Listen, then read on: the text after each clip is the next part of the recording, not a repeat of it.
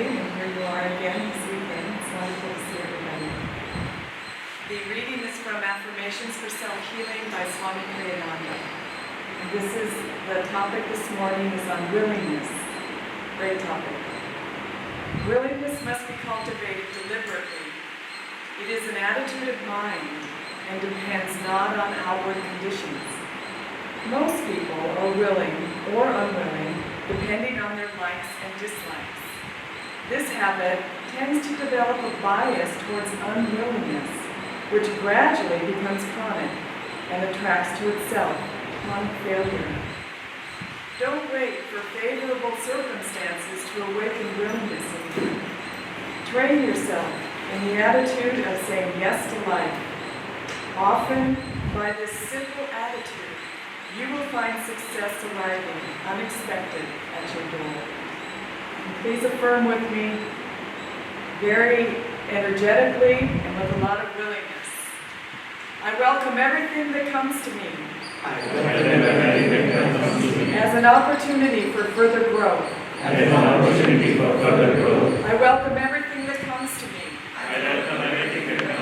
as an opportunity for further growth. I welcome everything that comes to me as an opportunity for further growth. A little more quietly with deep concentration, I welcome everything that comes to me as an opportunity for further growth. I welcome everything that comes to me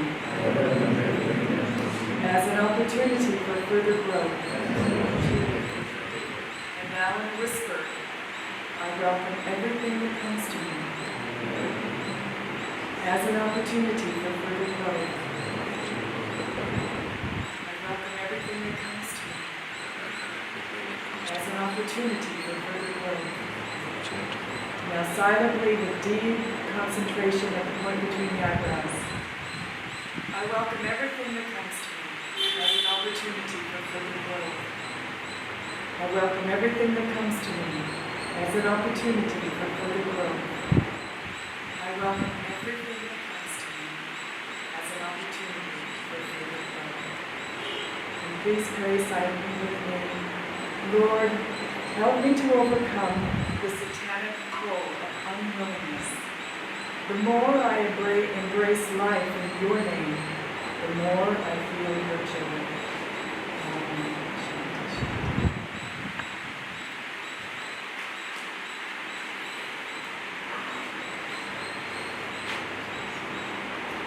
And good morning. This is a reading from Raising One Life, weekly commentaries on the Bible and Bhagavad Gita by Swami Ananda. Entitled, To Reach According to His Faith. Truth is one and eternal. Realize oneness with it, and your death yourself within. The following commentary is based on the teachings of Ananda. In the Gospel of St. John, chapter 3, we read, Everyone that doeth evil hateth the light, neither cometh to the light, lest his deeds should be reproved. But he that doeth truth cometh to the light, that his deeds may be made manifest, that they are wrought in God. It is a common experience shared by most people that when a person errs, he experiences a desire to hide that error from his conscience, instead of holding it up for purification. Error clutches its misdeeds to itself and resists correction. Though it is only in the state of purity that we can achieve perfect freedom. It requires an act of will to offer that awareness up to the light and to hold it there until one's inner darkness is completely dissipated. For every state of consciousness has its own attractive power. And the more we follow that attraction to act upon us, and the more we allow that attraction to act upon us, the more we attract to ourselves the objective circumstances and experiences natural to it. Our faith is the attractive power of our underlying state of consciousness. Goodness attracts goodness. It takes goodness even to see goodness. Evil attracts evil. And it takes evil even to see evil. That is, to take special note of its existence. Whatever there is in you of darkness or light, offer it up to the heights. In the supreme light alone will you find salvation.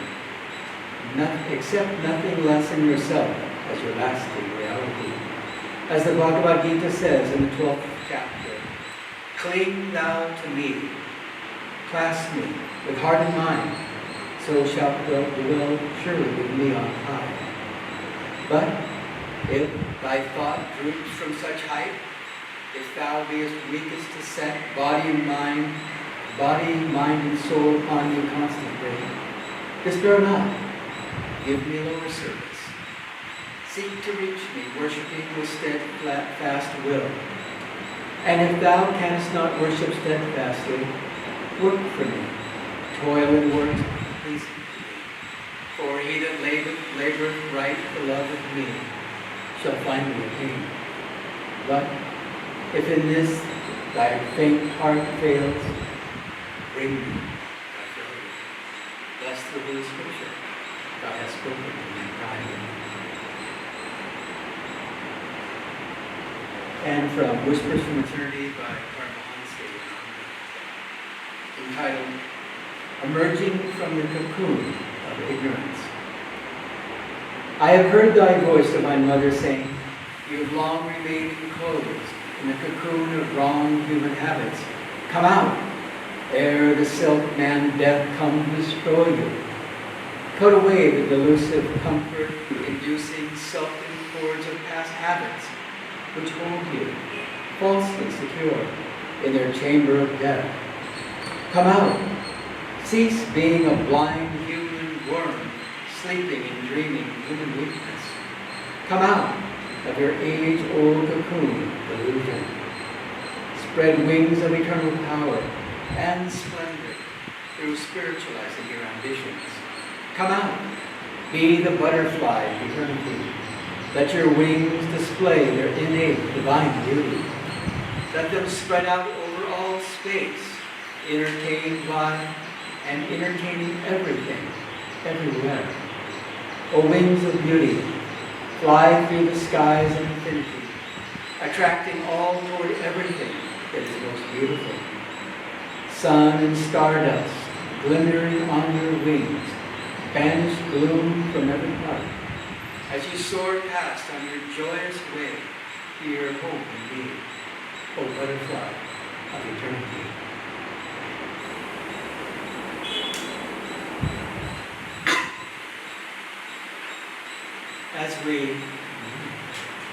As we come closer and closer to the 50th anniversary of Ananda's existence, hard to believe that has happened. We talked of it at the retreat last weekend. And it's a very, very joyous time. Because 50 years, when we think of our lifespan being eternity, is nothing. But for us, here on this plane as human beings, it's a long time. I remember years back a very, very dramatic experience. I had come to Ananda, and it had been a 2-year effort to find this place that I didn't even know existed. When I got on the path in the late 60s, Ananda was just being born. And so it wasn't well publicized. And so I didn't really enjoy hitchhiking, but again, that was my budget. And so I was hitchhiking everywhere throughout the United States, Canada, Mexico, to try to find this, what might be just an elusive dream. Spiritual family. I didn't even know that spiritual family existed. Well, after 2 years, I was very fortunate to find Ananda. My brother gave me one of Swami Kriyananda's first books, Yoga Posture for Self-Awareness. And I don't remember reading the book. I just flipped to the back because I wanted to know the address. And I thought, okay, for some reason, I thought this book might hold a clue. And so there it was, 900 Allegheny Star Route. It's a different address now. And I thought, okay, I'll go see. I was hitchhiking at that point in Northern California. And I thought I'd just breeze on by and see what they might have. And as I came, this was in 1970, I saw these people, and I just couldn't believe how much joy they reflected. Where I was raised in Southern California, every once in a while I would find, I don't know, the postman or somebody at a store, and they seemed to have a special quality to them. But they were here and there. People were nice, but I didn't see again that many people that were chiming. And when I got to Ananda, there was a whole bumper crop, one after another, and I was mystified. I just couldn't believe it. And I thought, oh my gosh, I hope that they'll have me. I perhaps had in the back of my mind what Groucho Marx, the comedian, said, which I wouldn't want to be a part of a club that would want me for a member. And so I came in thinking, here's all of these angels, and I wanted to hide myself because I wasn't sure I was up for the task. And yet, well, I am here. Let me see if I can stay. And it worked out. Swami Kriyananda had been teaching in San Francisco 5 nights a week, teaching in a different city to raise the money for Ananda. He was attracting large crowds, and it was an important time, to say the very, very least, because he was the one who was spearheading the drive. Yogananda was so keen on what he called World Brotherhood colonies, and Swami Kriyananda himself felt that calling, that perhaps he would be able somehow to act as an instrument for the founding of what turned out to be Yogananda's first colony. So he would work 5 nights a week, serve 5 nights of work a week in the San Francisco area, Northern California, and then incredibly come up all weekend long, where he was holding his first retreats and teach. There were no other teachers at the time. There was no other person to give Sunday service. And then he would go back to the city Sunday night and repeat it again. And so I didn't know how he was able to do that. I could see when I first came into what was the common dome, as we called it, the dining room. I saw him that evening when I first arrived, and I was stunned by what I saw. I just couldn't believe that much magnetism could be emanating from a human being. As I learned many, many years later, Yogananda said he would be free in this lifetime. So there before me was this highly advanced soul, and I thought, my gosh, I was praying that they would keep me. As it turned out, they did. I was lucky in that regard. And so, about 6 weeks, I was there in the work-study program. And in those days, it was very inexpensive. If you paid $30, then you could stay for a month and work about 4.5 hours a day. You won't find those rates now there, but that's how it was then. And even then, I thought, this is a deal. And then if you wanted to eat, which probably you did, then it was another $15, $45 a month. Well, I only came with $40. That was all I had. I had pretty much burned up all my money hitchhiking for these couple of years and so forth. And so I thought, oh my goodness. And so I signed up for a personal retreat, which gobbled up my $40 in those 3 days. And then I thought, well, what to do? So I called my parents. And as it worked out, my dad and I had built a house together. And he had quietly, secretly given me a raise. And it turned out to be just what I needed to get me through 3 months of work study. And I thought, oh, Dad, I love you, but I love you even more now. Wow. A secret fund that you didn't even tell me about. Fantastic. So I said, please send it up right away. I can use that money. I didn't have to go and get a loan from my parents, which I didn't want to do. I had worked for it. That was my money. Very good. And so I put down the money. Well, 6 weeks after I was there, the temple broke down. And this was everything for us. We were there, 2, 3, 4 times a day doing all of our sadhanas. And I just couldn't believe it. We were, about 3 or 4 of us, Swami included, standing there by this wreckage. And all there was, the temple was just made out of wood. We should have taken India's cue and built it out of brick and concrete, and we wouldn't have had that drama. But that wasn't the case. Just made out of wood, and it went in an instant. And so there we were with Swami and just a few looking in a state of shock at these glowing embers that were maybe 2 feet high. The place was gone. Burning embers, burned up everything. And so after, I don't know, a little bit of time, maybe 10 minutes or so, then we all wandered off to places where we were staying for the night. And Swami loves to tell this story because it really was an incredible transformation for him. He came back to his dome that he had built, and it's still there at the seclusion retreat. And he was just numb. Absolutely numb. He couldn't believe working 7 days a week. It didn't span just a few weeks, it spanned months. And now the temple burned down. What is this? And so he thought, well, I just need to meditate. And as he was meditating, he decided that the only thing that he could do, the only thing he could think of, because no one wants to be numb. It's a horrible feeling.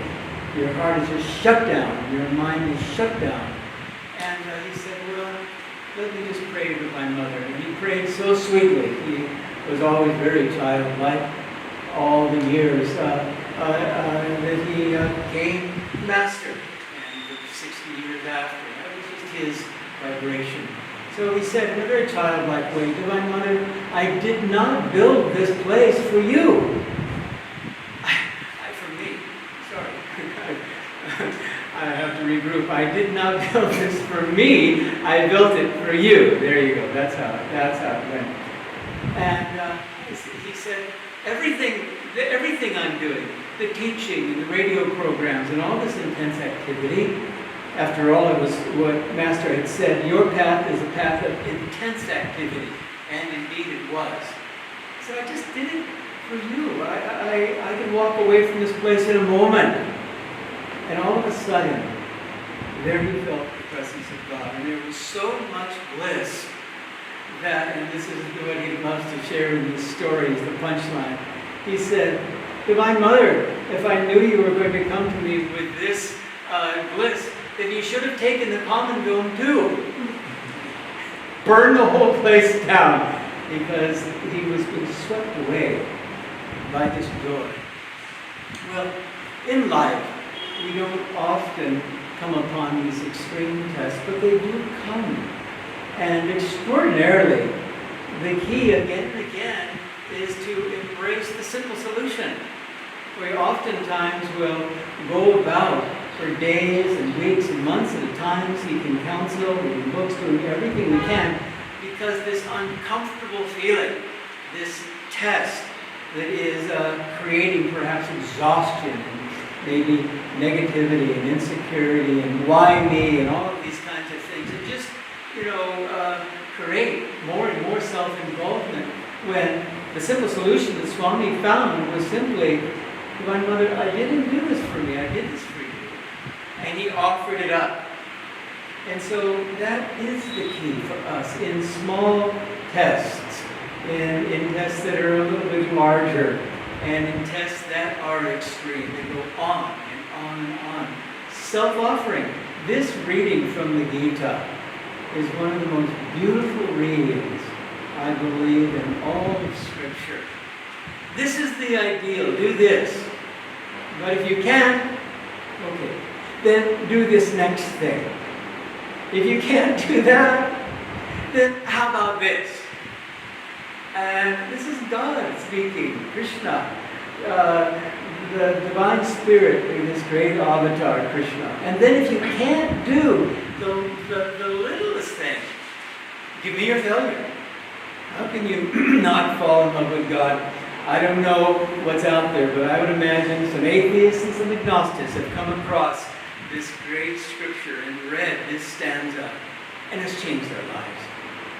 Because in that way, we begin to understand and appreciate that, as Swamiji one time, Nayaswami Jyotishan Devi, were being disciplined by him in the early years.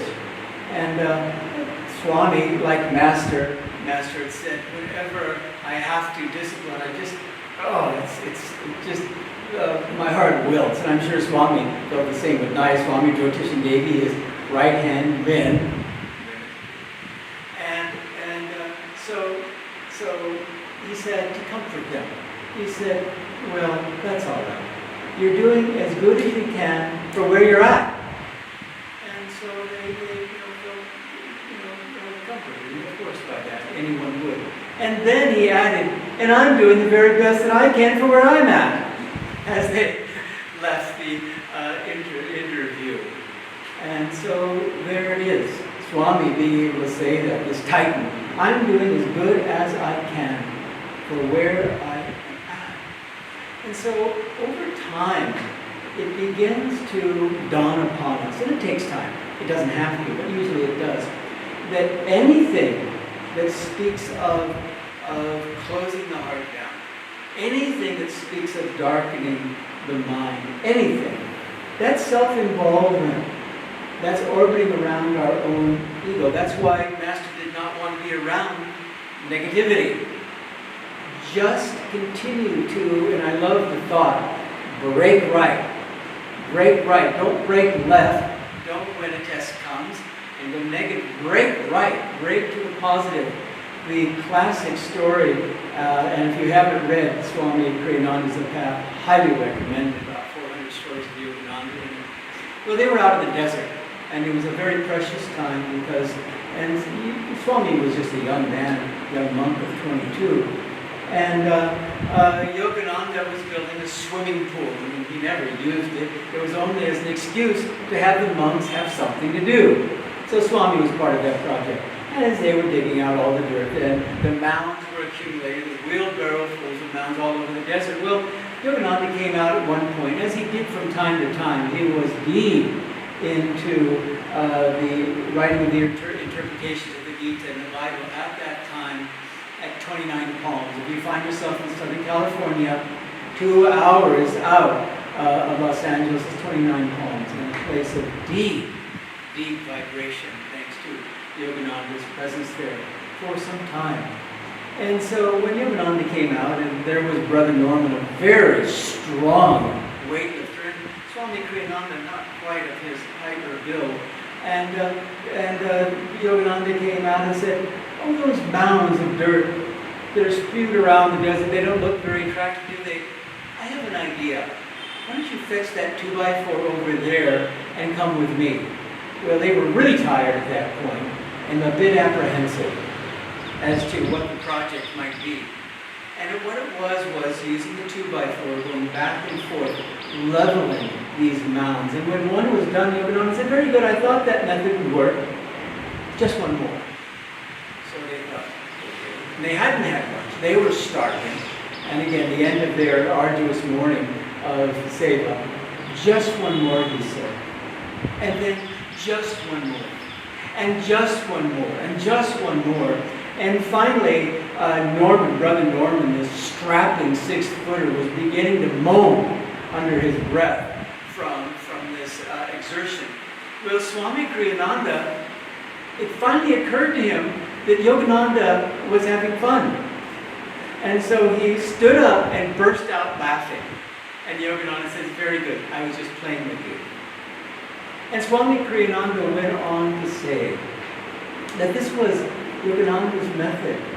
From time to time, he would put out these tests, which are really opportunities, to see which way a person would break.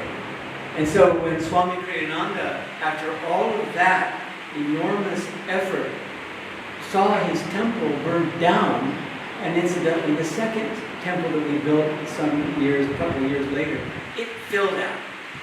There was a snow load. The ants, again, we made out of wood. Again, we didn't learn from India to build out of concrete and so forth. The ants had gobbled up all of this wood. And so we get snow in Northern California.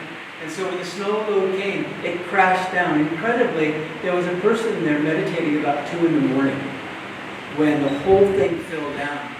His life was spared. He was in the back of the temple. The center of the temple went down. The third temple is still standing. It's again made out of wood.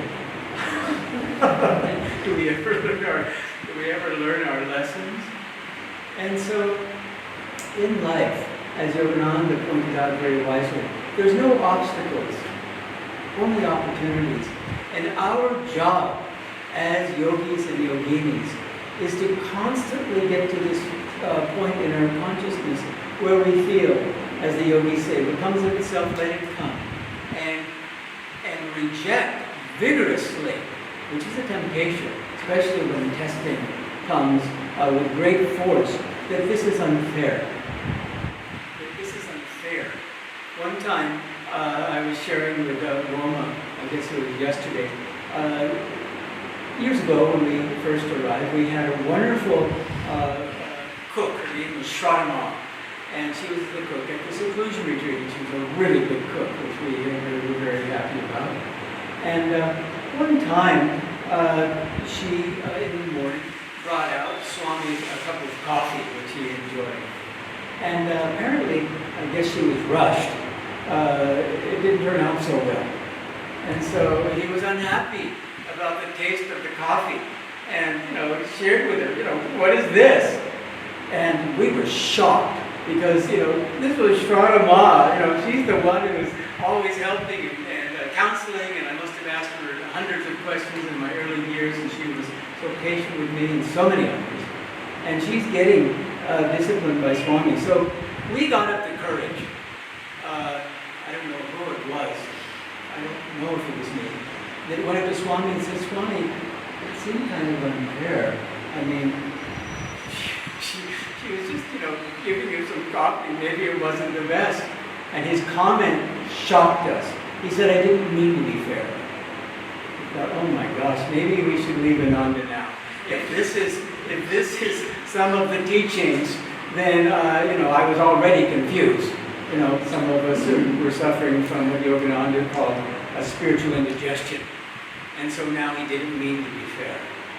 And Yogananda too, in his teachings, there was times when he would say to someone, fetch me, this water, it's on the stand there. They would go and there was no water there on the stand. And he was trying to help them with their intuition. It's like, oh my gosh.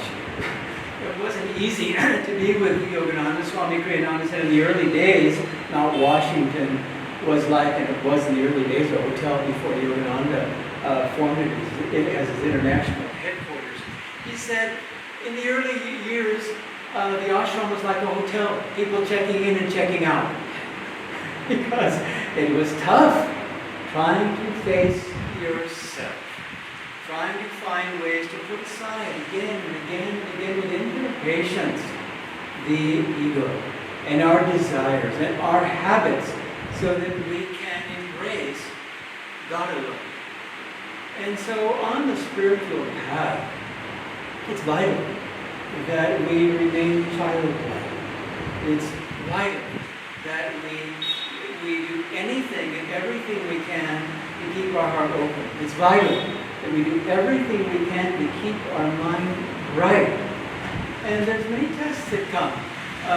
There was one time where Yogananda was tested by someone who apparently was immune from hermitage discipline. And it created tremendous havoc there in Mount Washington. But Yogananda shared with him this story that had been around from India. That if someone comes with that kind of energy, is creating all that chaos and finally leaves, then go and find another one just like them. They're good. They're good for stimulating those there in the ashram in order to understand the importance of unconditional love, in order to understand all the needed lessons lessons that God and the Great Ones bring to us. And so after a while, it really does take the trust of a child. We get to the point where we really feel and we embrace in our hearts, as Yogananda said, all outer conditions are neutral. It's our reaction. And that's something to meditate on perhaps for an entire incarnation. All outer conditions are neutral. And so pretty soon we begin to appreciate that Divine Mother, perfection herself, does not make mistakes with anything that she sends to us, inwardly or outwardly. Our job is to rise to the occasion, again and again and again, and not to court fatigue, and not to say I can't do anything beyond what I'm doing right now. I love this reading when it was time to prepare for the Satsang, and there's so many beautiful readings in our affirmations for self-healing. But it was on willingness. I thought, oh, how many times can we use that lesson? How often do we need to embrace that quality? Say yes to life. To be willing. Because otherwise, if we do, as we read in the reading, if we quote unwillingness, the next thing we know, we begin to shut down. And the net result is orbiting around our own ego, trying to make our mud puddle comfortable, whereas this life is not meant to make us comfortable, although it certainly is pleasant when it does, and it does. But it's meant to stimulate. The shadow glorifies the light. The Maya is not the enemy; it's a friend. It's our sparring partner. It's meant to stimulate us, and so it's why we have to constantly keep in mind the importance of right attitude. The importance of being willing, the importance of anything that will keep us in that state where we know without the shadow of a doubt that we are in a state of perfection as we speak, and that this Maya, this dream, is here for a short time, and we will go through tunnel after tunnel. As Yogananda said, I have come to pilot you out of the clouds of your mind. And that is exactly what is happening. These clouds in our mind. And the Guru, seeing with compassion, of course, he remembers when he was like us, seeing what we're up against, he does everything he can to maneuver us through. And remember, as I've shared frequently, what Yogananda said to Dr. Lewis, his first disciple in America. Doctor, I'm asking you just one thing. Don't avoid me. And Dr. Lewis said sometimes it was really hard because there would be a demand from the Guru, and then there would be another demand, and seemingly no recovery time. And yet another demand. Just one more, just one more, just one more. And so for us, it really is a delicate balance because we're human, a temporary state, but nevertheless it's something we need to embrace, and yet we are divine. And when you put those two together, when we have that balance, when we have that integration, then we find that life flows very, very, very well. And all we have to do when we find ourselves in a time of testing is to race to the Guru as our first reaction, to race to God who is the Guru of Gurus. Race to God and cling to Him, knowing that by doing that, somehow, and it's magic, it's miraculous. Sometimes we wait for the miracles to happen, my gosh. I think to myself, it's a miracle to be on the spiritual path. It's a miracle to do our sadhana. It's a miracle to do our seva.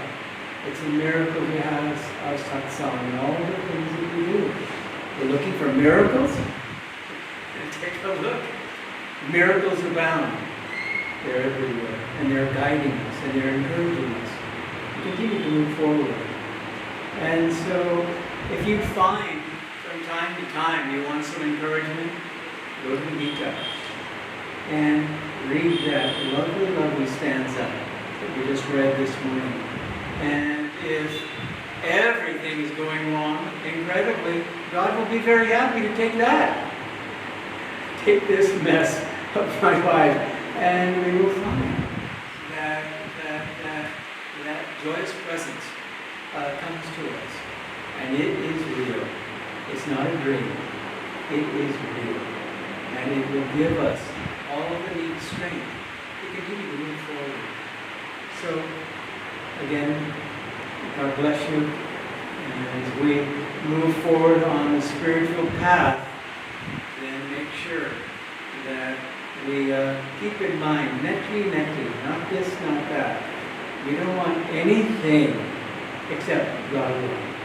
And if you haven't read Yayanamata's Yoganama's most advanced woman disciple, her book, Letters to Disciples, God Alone, that was her motto. God alone. And what a great motto that is, really.